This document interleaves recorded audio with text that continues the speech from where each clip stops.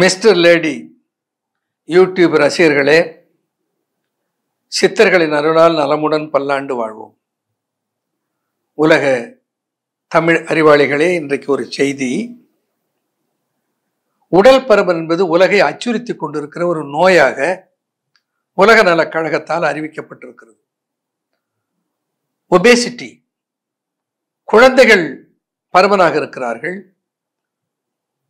பெரியவர்களும் பருமனாக இருக்கிறார்கள். உலகம் முழுக்க ஒபேசிட்டி ஒரு நோயாக பரவுகிறது.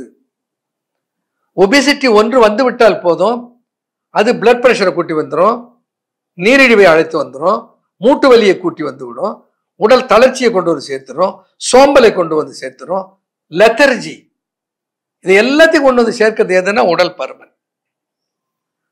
நம்மால நினைச்சதை நினைச்சபடி செய்ய முடியாது, எல்லா தளர்ச்சியும் வந்து சேர்ந்து விடும். அப்ப இந்த உடல் பருமனை இழைக்க வைப்பதற்கு எல்லோரும் ஆசைப்படுகிறோம். எல்லாரும் கொஞ்சம் உடல் பருமனா இருந்தால் அதுக்கு ஆசைப்பட மாட்டோம். என்னடா குண்டாயிட்டே குண்டாயிட்டே 4 பேர் கேட்டதுக்கு அப்புறம் தான் நமக்கு தெரியும். அது வரைக்கும் நம்ம குண்டா இருக்கிறதே நமக்கு தெரியாது. இந்த உடல் பருமனை இழைக்க வைப்பதற்கு எல்லாரும் என்ன பண்ணுவோம்? சாப்பாட்டை குறைப்போம். ஒரு நாளைக்கு என்ன பண்ணுவோம்? கொஞ்சம் சாப்பாட்டை சாப்பிட்டுட்டு ரொம்ப டைட்டா எண்ணெய் பலகாரத்தெல்லாம் தவிர்த்துட்டு பொரிச்சது வறுத்ததெல்லாம் இல்லாம அசைவ உணவை சுத்தமா தூக்கி போட்டு, என்னமா அசைவ சாப்பிடுற சிங்கம் புலி எல்லாம் பெருத்துட்ட மாதிரி. அசைவத்தால் உடம்பு பருக்கிறது என்பது அது ஒரு கருத்து. அது அசைவத்தால் உடம்பு பருப்பதல்ல, உடலில் உழைப்பு இல்லாமல் உண்ட உணவு சேமிக்கப்படுவதால் உடல் பருக்கிறது. இப்ப சைவமாக இருக்கிற யானை பருக்கலையா? உடல் இழைப்பதற்கும் உடல் இயல்பு நிலையில் இருப்பதற்கு எது காரணம்னா, நம்ம எடுத்துக்கொள்ளுகிற உணவிலே இருக்கிற மாவு சத்து, கொழுப்பு சத்து அளவாக இருக்கிறதா, எவ்வளவு எடுத்துக்கொண்டோமா அதை அன்றாட நம்ம உழைப்பிலே தீர்த்து விட்டோமா, இதுதான் முக்கியம். உடல் இழைப்பதற்கு இந்த கொழுப்பை கரைக்கிறதுக்கு நான் மருந்து சாப்பிட்றேன், இந்த மருந்து போய் என்னுடைய கொழுப்பெல்லாம் கரைக்குது, இதெல்லாம் கற்பனை. அப்படி ஒன்று நடக்குமானால் அது உடலிலே பல சேதங்களைத்தான் உருவாக்கும்.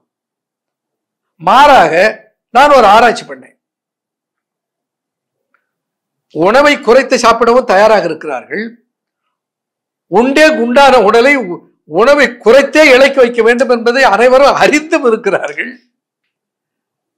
ஆனா எங்க பிரச்சனை வருகிறது? கொஞ்சம் உணவு சாப்பிடாம ஒரு வேளை இருந்தா என்ன ஆகுது? வயிறு கபகபன்னு எரியுது, கை காலெல்லாம் சிலருக்கு உதற ஆரம்பிச்சுக்குது, சிலருக்கு தலைவலி வந்துடுது, சிலரால பசி தாங்க முடியல, சிலருக்கு பசி மயக்கமே வந்துடுது. சரி, எப்படியோ சமாளிச்சுக்கிட்டு உடம்பு இழைக்கணுமே, உடம்பு இப்படி குண்டானா பல நோய் வந்துருமே என்று பயந்து கொஞ்சம் தாக்கு பிடிச்சாலும், நம்ம இழைக்கணும்னு ஆசைப்படுறது வயிறு, பட்டக்ஸு, தோல், இதெல்லாம் தொடெல்லாம் இழைக்கணும்னு ஆசைப்படுறோம். ஆனா அது இழைக்கிறது இல்லை, மூஞ்சி டொக்குன்னு உள்ள போகும். பார்க்குறவெல்லாம் கேட்பா, என்ன உடம்பு சரியில்லைங்களா, ஏன் ஒரு மாதிரி இருக்கிறீங்க? அப்பவே நாம இனிமேல் இந்த உணவு கட்டுப்பாடெல்லாம் நமக்கு லாய்ப்படாதுன்னு தூக்கி போட்டுருவோம். அப்படியே தாக்கு பிடிச்சி கொஞ்சம் இருக்கலான்னு பார்த்தா சோர்வாகி போகிறோம், களைச்சு போகுது, டயர்டாகி போகிறது. அப்போ நான் யோசிச்சேன், இந்த களைப்பை அகற்றினால், இழைக்க வேண்டிய இடத்தை இழைக்க வைத்து முகத்தை இழைக்காமல் காப்பாற்றினால், பசி தெரியாமல் இருக்க செய்தால், எல்லோரும் உணவு கட்டுப்பாட்டை கடைபிடித்து நிச்சயமாக இழைத்து விடுவார்கள். அப்ப அதுக்கு என்ன பண்ணலாம் என்று ஆராய்ச்சி பண்ணிதான் ட்ரிம் ஃபிட் என்று ஒரு தயாரிப்பை உருவாக்கினேன். ட்ரிம் ஃபிட், ட்ரிம்மாகவும் இருக்கலாம், ஃபிட்டாகவும் இருக்கலாம். எந்த வயதினரும் சரி, அது 10 வயதுல இருந்து 90 வயது வரையில இருப்பவர்கள் யாரா இருந்தாலும் சரி, உடல் இழைக்க வேண்டும் என்று அவர்கள் ஆசைப்பட்டு உணவு நெறியை பின்பற்ற தயாராக இருந்தால், இந்த பசி, தளர்ச்சி, மயக்கம், தலைவலி இவைகளில் இருந்து அவர்களை காப்பாற்றி அவர்களை இழைப்பதற்கு உதவுவதுதான் Trimfit. Trimfit is not a medicine for obesity, but Trimfit is a Siddha preparation to support the people who want to reduce their obesity by not starvation. ஸ்டார்வேஷனே இருக்கக்கூடாது, மாறாக உபவாசம், விரதம், கட்டுப்பாடு. அப்போ இதற்கு உதவுவதற்கு நான் ஒன்றை உருவாக்கினேன். இது எப்படி எடுத்துக்கொள்வது, அதை கண்டிப்பா சொல்லணும் எல்லாருக்கும். கொஞ்சம் எடை ஆரம்பிச்சான எடை கிராமா ஏறுது. ஒரு 10 வருஷத்துல 20 கிலோ எடை ஏறி போகுது. ஆனா நம்ம இழைக்கிறது கிலோவா இழைக்கணும்னு ஆசைப்படுறோம் 1000 டைம்ஸ். அண்ணா ஒரு மாத்திரை வாங்கி முழுகிட்டு அடுத்த நாளே போய் காலையில வெயிட் மிஷின்ல ஏறி நிற்கிறது. 1 கிலோ குறைஞ்சு விட்டா 500 கிராம் குறைஞ்சு விட்டா எப்படி குறையும்? ஆனால் நான் சொல்லுகிற முறையிலே நீங்கள் செயல்பட்டால் ஒரு மாதத்தில் 5 கிலோ எடையை நீங்கள் குறைத்துக் கொள்ளலாம். ஒரு அம்மா உமாராணின்னு அந்த அம்மா 13 கிலோ எடையை ஒரு வாரத்தில் குறைத்து விட்டு அவ்வளவு சுறுசுறுப்பாக வந்தது. தளர்ச்சி களைப்பு என்பதே கிடையாது. இப்ப என்ன பண்ணணும்? இந்த ட்ரிம்ஃபிட்டில் இருக்கிற திரிகடுகு திரிபலாவினுடைய ஃபார்முலாவை நீங்க எந்த புத்தகத்தில் போய் பார்த்தாலும் பெறலாம். என்ன செய்கிறது? இந்த ட்ரிம்ஃபிட்டு ஒரு 80 கிலோ வரையிலும் எடை இருப்பவர்கள் ஒரு வேலைக்கு 2 மாத்திரை, 80க்கு மேல 100 வரையிலும் எடை இருப்பவர்கள் ஒரு வேலைக்கு 3 மாத்திரை. அதை சாப்பிட்டுட்டு ஆச்சரியமா இருக்கும் உங்களுக்கு. ட்ரிம்ஃபிட்டை 2ஓ 3ஓ உடல் எடைக்கு ஏற்றாற் போல சாப்பிட்டுட்டு ஒரு வெள்ளரி பிஞ்சு ஒரு கைப்பிடி பொட்டுக்கடலை. இந்த பொட்டுக்கடலை கண்டைன்ஸ் ஒன்லி புரோட்டீன். வெள்ளரி பிஞ்சில விட்டமின்ஸ் மினரல்ஸ் எல்லாம் இருக்குது. அது மட்டும் அல்ல, அதுல இன்னொரு சத்து இருக்கிறது, குக்கர்பெட்டேசின் பி என்று ஒரு சத்து இருக்கிறது. இந்த குக்கர்பெட்டேசின் பி இருக்கிறது, it's anti cancerous, anti inflammatory. உடம்பில் இருக்கிற வீக்கங்கள், புற்றுநோய் வருவதற்குரிய காரணிகள், அவைகளையெல்லாம் அகற்றுகிற தன்மை இந்த வெள்ளரி பிஞ்சில இருக்கிறது.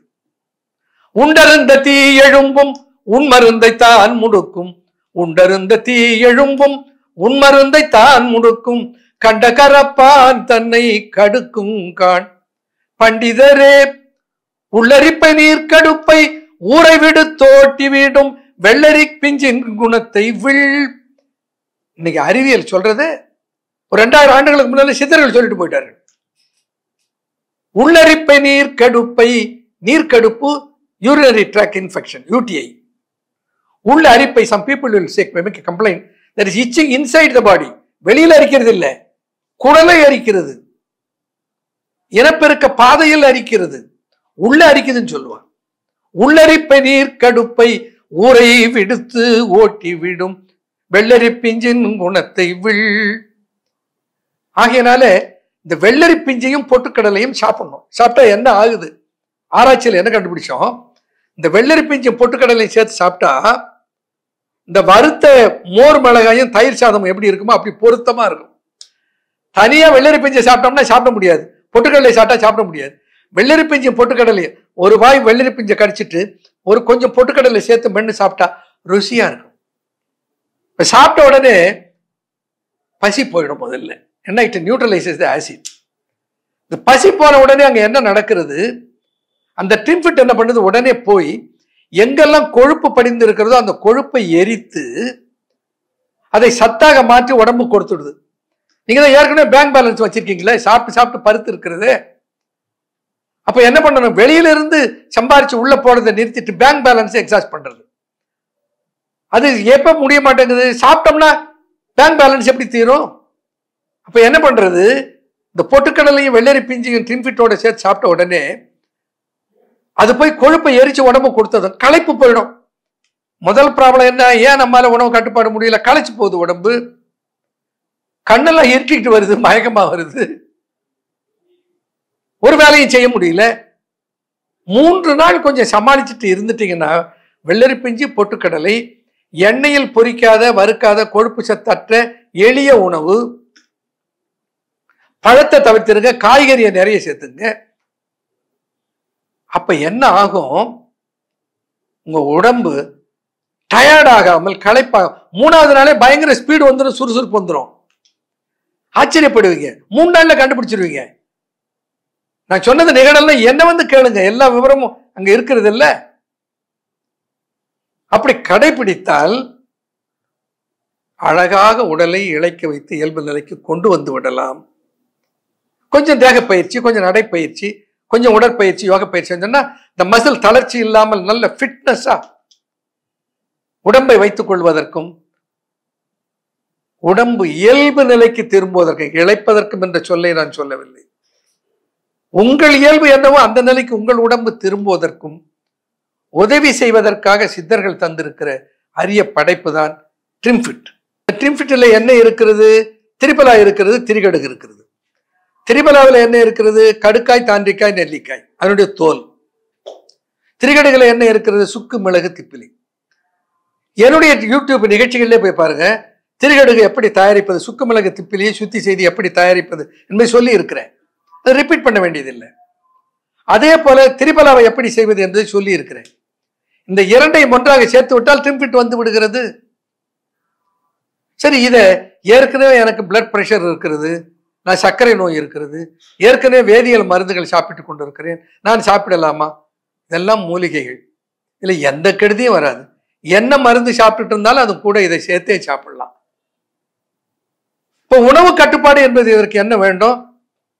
இந்த குழந்தை தூங்க வைக்கணும்னா தொட்டில போட்டு ஆட்டணும். ஆட்டிக்கிட்டே கிள்ளி விட்டுக்கிட்டே இருந்தா தூங்குமா? அது தூங்காது இல்ல. அது மாதிரி உடம்பு இழைக்க வேண்டும் என்று ஆசைப்பட்டால் அந்த உணவிலே ஒரு நெறியை கொண்டு வர வேண்டும். அந்த உணவுக்கு நெறியை கொண்டு வருவதற்கு உங்களுக்கு தெரியாமல், கஷ்டமில்லாமல் நீங்கள் உடம்பை இழைப்பதற்கு நான் வழி கொடுத்திருக்கிறேன் ட்ரிம்ஃபிட் மூலமா. அதை நீங்க இப்ப திரிபலா, திரிகடுகு சேர்த்து நீங்க செய்யலாம். ஆக எந்த மருந்து ஏற்கனவே சாப்பிட்டு கொண்டிருந்தாலும் இதை சாப்பிடலாம். அதனால் எந்த கெடுதியும் இல்லை. இது வேலையைத்தான் செய்யும், வேற எந்த வேலையிலும் குறுக்கிடாது என்பதை புரிந்து கொள்ளுங்கள். ட்ரிம்ஃபிட்ல இருக்குது, அது ஃபார்முலாவே இருக்கிறது, நீங்க செய்து பயன்படுத்துங்க. செய்யறதுக்கு நேரம் இல்லையா? அது யாரால முடியா? ரெடிமேடா கொடுங்க ஐயா. அவர்களுக்கு ரெடிமேடாகவும் இருக்கிறது, பெற்றுக்கொள்ளுங்கள். தமிழ் கூறும் நல்லுலகம் எங்கு பார்த்தாலும் தொப்பை இல்லாமல், உடல் பருமன் இல்லாமல், புன்னகையோடும் கிளர்ச்சியோடும் ஸ்லிம்மாகவும் ட்ரிம்மாகவும் இருக்க சித்தர்கள் காட்டிய வழியை உங்களுக்கு காட்டியிருக்கிறேன். நன்றி, வணக்கம்.